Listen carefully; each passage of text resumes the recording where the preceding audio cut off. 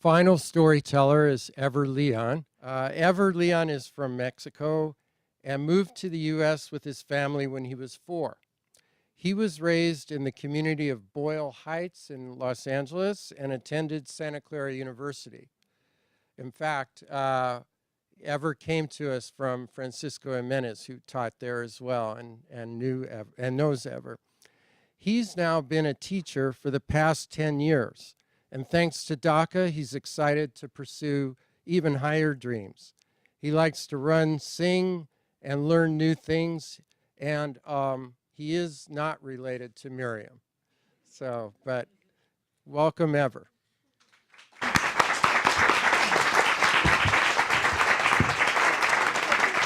Thank you. This process reminds me of a chorus line. He's a director with the dancers and telling you our stories. So here's my turn, stepping into the light. As an undocumented student, I have faced a lot of losses. As you've heard from my fellow companions here, it's just loss after loss. Today I'll be telling you 2 stories of loss. The first one is a personal loss that at some point all of us here, face either right now or in the future or in the past.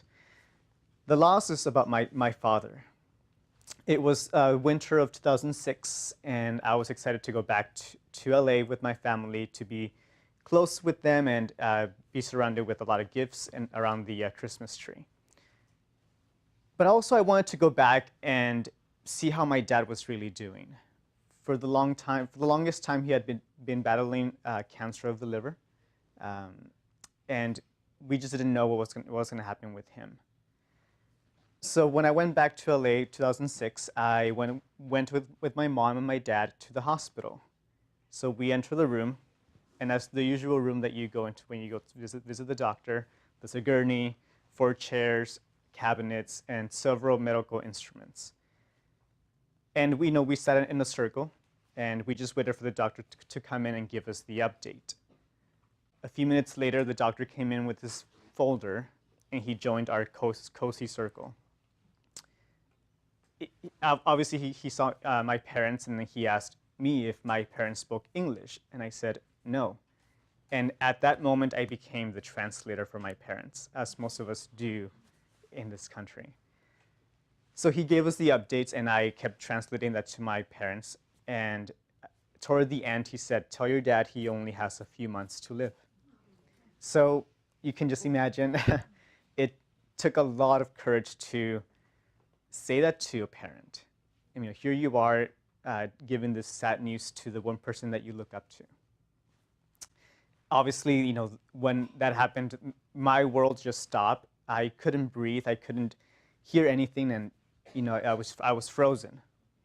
As you can imagine, it took several minutes for me to regain my composure, but I snapped out of it, and I told my dad the bad news. I gave him the news in December of 2006, and then he passed away peacefully in our house on April 11th, 2007.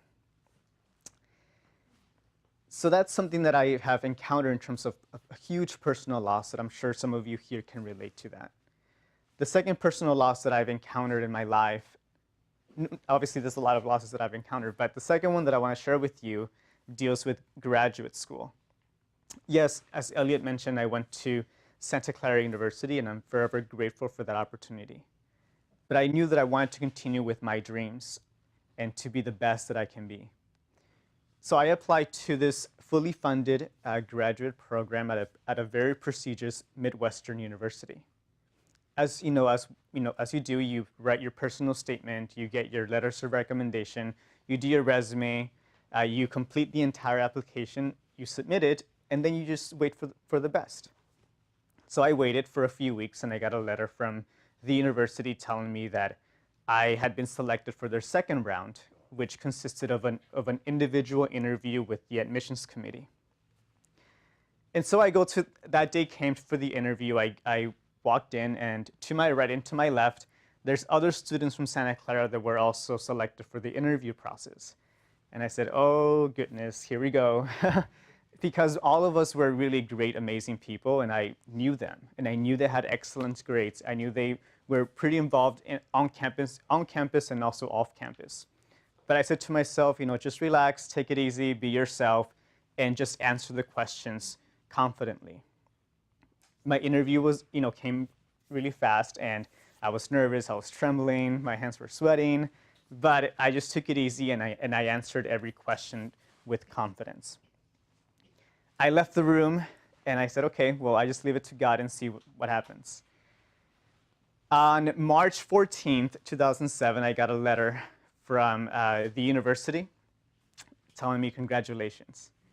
They had selected me.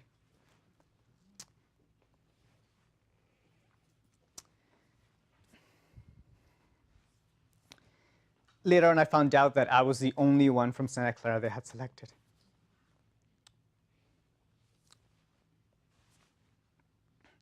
And I was very excited. When I got the letter, I was very, very excited for that opportunity to go to graduate school, to continue with my education with a fully funded scholarship.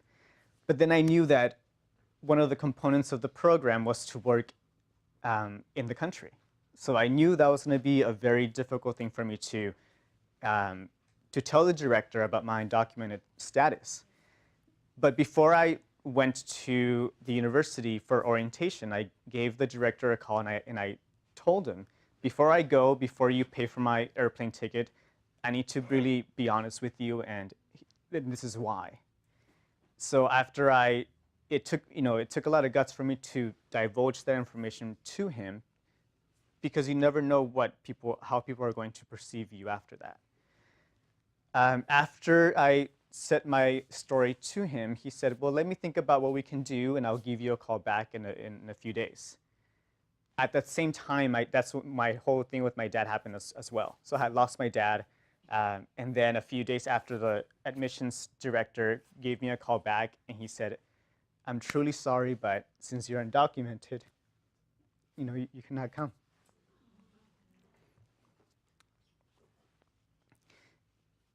And obviously, I was about to graduate. I wasn't sure what to do, but I knew that I had to be strong, because it's something that, as an undocumented student, you have to go through life and be very, very strong.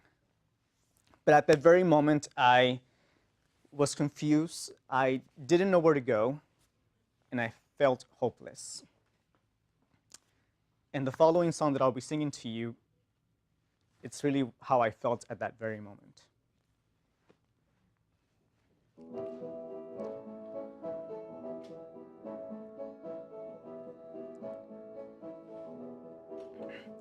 Where do I go? Follow the river. Where do I go? Follow the ghosts. Where is the something?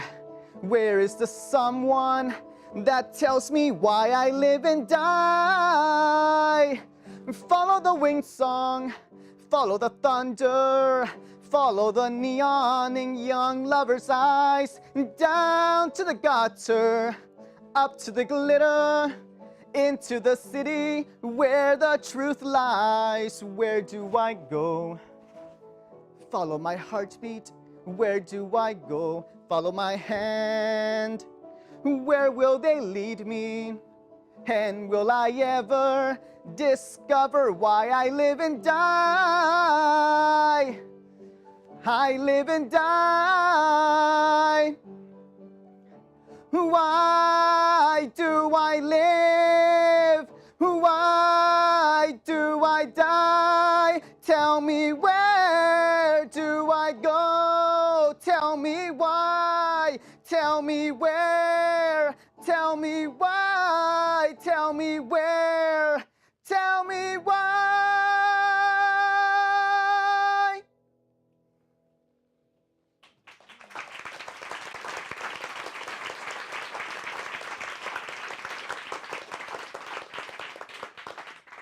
But even though there's a lot of losses as an undocumented student, there's also a lot of happy moments. After that, those two experiences with my loss, I decided to really continue with my life and stay strong. And as many of us know, you have to just cope with that. And we all have a different way of coping with loss and grief. My way of finding my solution to that was to pursue theater. And it was my last quarter of Santa Clara, and I had already taken all my classes, and I had a few space to take an acting class. So there I go to pursue my childhood ambition to be an actor. But as you may know, acting classes are very nerve-wracking, and especially if you're a newbie. But that entire experience really turned my life 360 degrees. I mean, it just completely changed my life. After graduation, I started to audition for several theater companies in the South Bay. So far in my resume, I have a lot of different productions on my resume. Some of them include Rent, Chicago, Spamalot. And the reason why I like theater so much, not only because it really just allowed me to emote these feelings of anger or bliss, and it really took me out of that loss, but it also provided me a safe space where I was able to be free for the first time. Free from being undocumented, free to be myself. No one was there to judge me for who I was, and they accepted me for who I truly was. So that entire experience really was a happy moment for me, and continues to be a very happy moment for me. But looking back in terms of where I am now in my life, I have to thank everyone who has helped me along the way. In high school, I had to tell my counselors that I was undocumented because I really wanted to go to college, and I knew that in order for them to help me, I had to tell them my story. Fortunately, they guided me in the right direction, and Santa Clara at the time offered full scholarships to undocumented students, but you just didn't know. You had to really just find out and just really just do your best. So I applied and I got the scholarship from Santa Clara, and I was truly, very, very excited. But I have to thank my counselors from high school and my mentors for helping me up to that point. When I was in Santa Clara, I met a great group of friends and great professors like Francisco Jimenez that really just continued to inspire me to pursue my dreams. And then in 2012, obviously DACA passed. And after I got the letter with my card that said you're able to work here legally now, I look back and I think, man, like, wouldn't it be nice to have had this way back when I had to go to graduate school? How much different my life would have been. But I still got what I didn't get with a lot of hard work and dedication. Now I teach middle school, and I continue to do service to others, something that Santa Clara taught me to give back to my community. I would like to leave you with a quote from the song Imagine, because I think it just resonates a lot of compassion and understanding during these times of turmoil. You may say I'm a dreamer, but I'm not the only one. I hope someday you'll join us, and the world will live as one. Thank you.